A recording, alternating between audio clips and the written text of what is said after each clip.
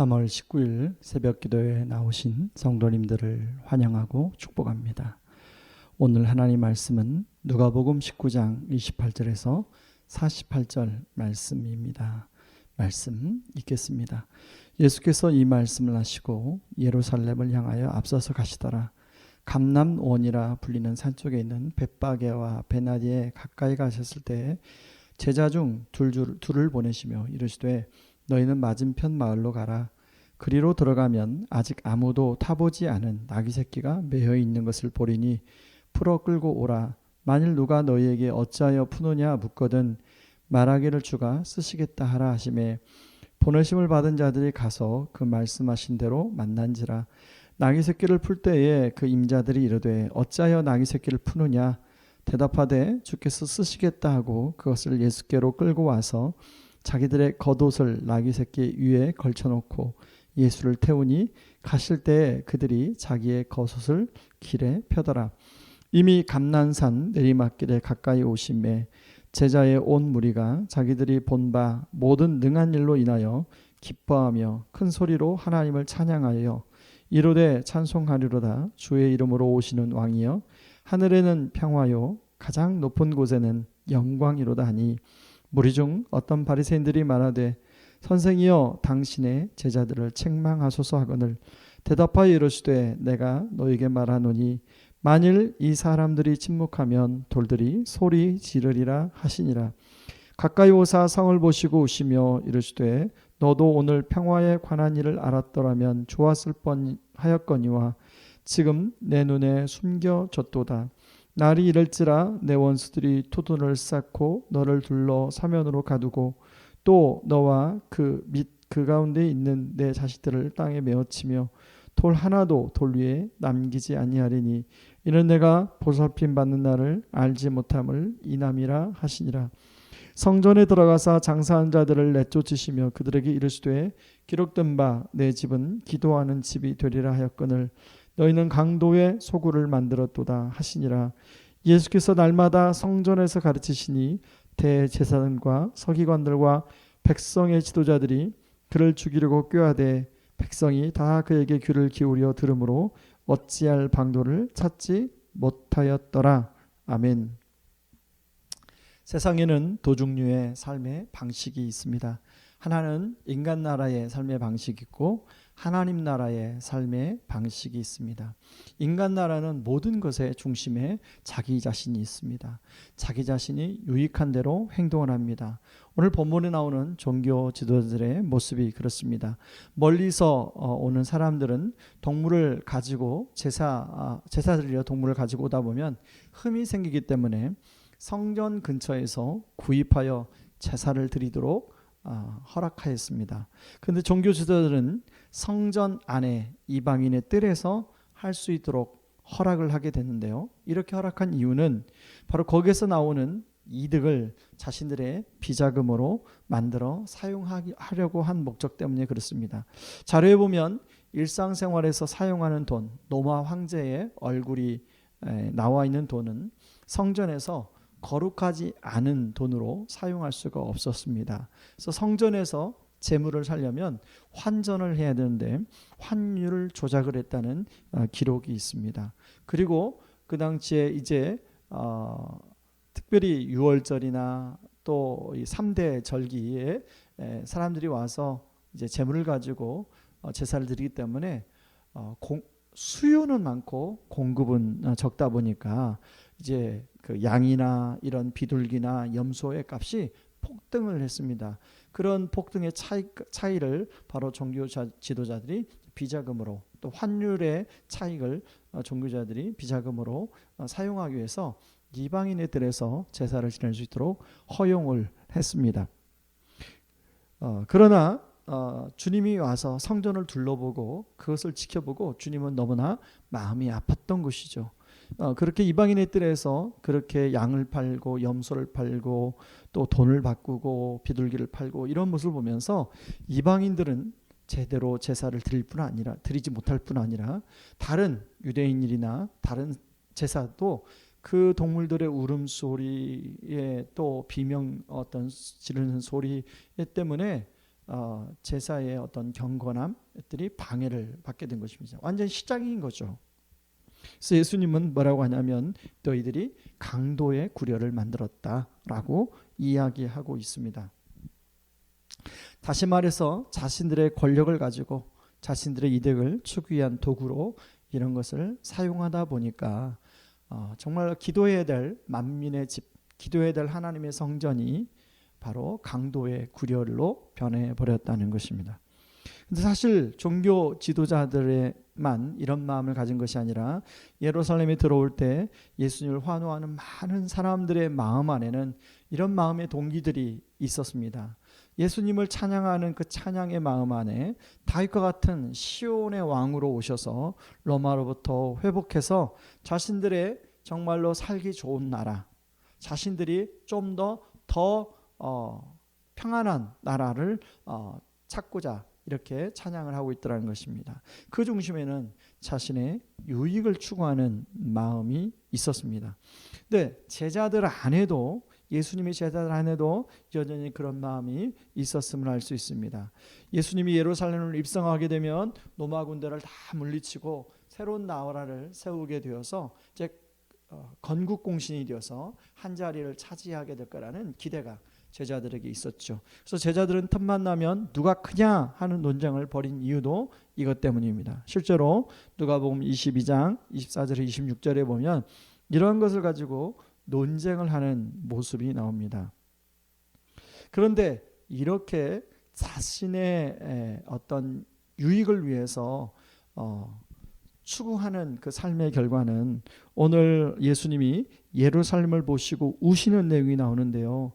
예수님은 예루살렘이 이제 그런 많은 사람들이 자기의 유익을 구하는 그런 도시였는데 바로 그 예루살렘이 이제 머지않아 로마군에서 점령당하고 많은 사람들이 그 죽어가는 것을 예수님은 미리 알고 계셨습니다. 그래서 41절에 보면 가까이 오사 성을 보시고 우시며 이르시되 너도 오늘 평화에 관한 일을 알았더라면 좋을 뻔하였거니와 지금 내 눈에 숨겨졌도다라고 이야기하고 있는 것입니다. 예수님은 바로 우리 안에 그런 인간 나라를 추구하는 그런 마음에 결국은 그런 인간 나라의 어떤 자신이 원하는 것이 얻어지는 것이 아니라 결국은 심판 아래 놓이게 된다는 것을 말씀하고 있습니다. 그러면서 진정한 하나님 나라의 모습을 예수님이 보여주고 있는데 여러분 예수님이 공생애를 처음 시작하면서 천국이 가까웠다 이런 말씀을 하시죠. 이 말은 다시 하나님 나라가 도래했다는 말입니다. 더 이상 인간 나라가 아니라 하나님 나라의 삶을 살아라 라고 얘기하고 계시죠. 다시 말해서 자신의 뜻을 내려놓고 하나님의 뜻대로 살도록 초청하고 있습니다. 나의 주인됨을 내려놓고 나의 왕됨을 내려놓고 하나님을 주인으로 왕으로 모시고 살아야 할 때 비로소 진정한 평안이 올 수 있다는 것입니다. 그래서 이것을 예수님은 오늘 삶으로 보여주시는데 예루살렘에서 입성을 할 때 나귀 새끼를 타고 들어오십니다. 일반적으로 장군이 전쟁에서 승리를 하고 입성을 할 때 백마를 타고 입성을 합니다. 로마의 티투스 장군이 예루살렘을 입성을 할 때 백마를 타고 입성했다는 기록이 있습니다. 그러나 만왕의 왕이신 예수님이 나귀도 아닌 나귀 새끼를 타고 입성을 합니다. 이 모습을 한번 상상해 보시기 바랍니다. 성인인 예수님이 나귀 새끼를 타고 예루살렘 성에 들어가시는 모습을 무엇인가 잘 맞지 않는 모습입니다. 잘 어울리지 않는 모습입니다. 약간 우스꽝스러운 모습입니다. 만약에 지금의 대통령이 참 아주 소형차를 타고 어떤 호텔에 들어간다를 한번 상상을 한번 해보시기 바랍니다. 여러분 그 모습이 굉장히 부조화스러운 모습 아닙니까? 예수님이 그럼에도 불구하고 이렇게 한 것은 스가랴 9장 9절 10절에서 약속을 이루시기 위함인데 스가랴 9장 9절 10절에 이렇게 나와 있습니다. 시온에 따라 크게 기뻐할지어다 예루살렘에 따라 즐거이 부를지어다 보라 내 왕이 내게 임하시다니 그는 공의로우시며 구원을 베푸시며 겸손하여서 나귀를 타시나니 나귀의 작은 것 곧 나귀 새끼니라. 예수님의 이러한 모습은 제자들에게 신선한 충격이었을 것입니다. 천사를 대동하고 예루살렘의 성에 입성해야 될 예수님은 천사는 없고 오히려 아주 작은 나귀 새끼를 타고 입성하시는 모습을 보여줍니다. 예수님은 가장 강하신 분이죠. 그러나 가장 겸손한 모습으로 지금 예루살렘에 입성하고 있습니다. 이것은 단순히 쇼나 이벤트가 아닙니다. 이 모습이 진짜 예수님의 모습이죠. 그렇다면 이런 예수님을 믿는 우리에게 이것은 무엇을 말해주는가 하는 것입니다. 여러분, 우리는 종교 지도자처럼 자신의 유익을 구하고 다른 사람들에게 높임을 받는 것, 섬김을 받는 것을 좋아하는 모습이 실제로 있고, 나의 유익을 구하는 자기중심적인 그런 마음과 생각과 태도가 있습니다. 예수님이 우리에게 이런 것을 보여주신 것은 예수님처럼 겸손한 모습으로 살아가기를 원하신다는 것입니다. 이 세상에 어디에나 갑을병이 있는 것이 사실입니다. 갑이 을이나 병에게 자신의 가진 힘이나 역량을 가지고 위력을 나타내는 것이 바로 이게 인간 나라의 방식이죠. 그러나 하나님 나라를 가지고 오신 예수님은 진정한 갑으로서 예수님은 철저히 을이 아니라 병이 되어 우리 대신에 십자가에서 자신의 목숨을 우리에게 내어주셨습니다.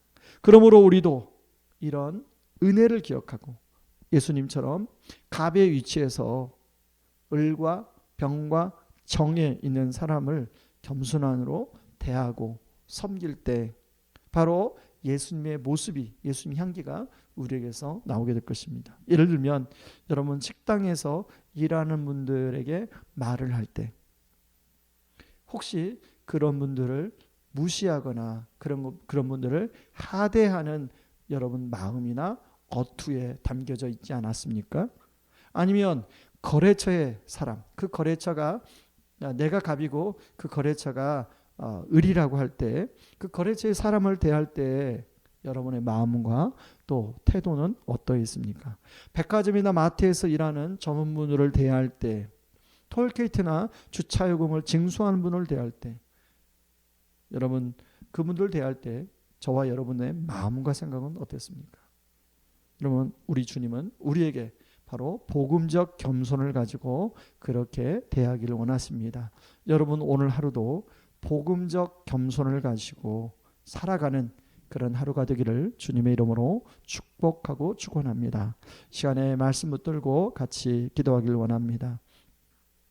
우리가 살아가는 세상은 인간 나라의 삶의 가치가 주류를 이루는 세상 속에 살고 있습니다. 그러다 보니까 우리도 그런 인간 나라의 어떤 가치, 사고 체계, 그리고 그런 행동, 또 그런 말 우리가 하게 되는데, 바로 예수님은 그런 예루살렘에 가장 겸손한 왕으로, 가장 겸손한 모습으로 오셨습니다.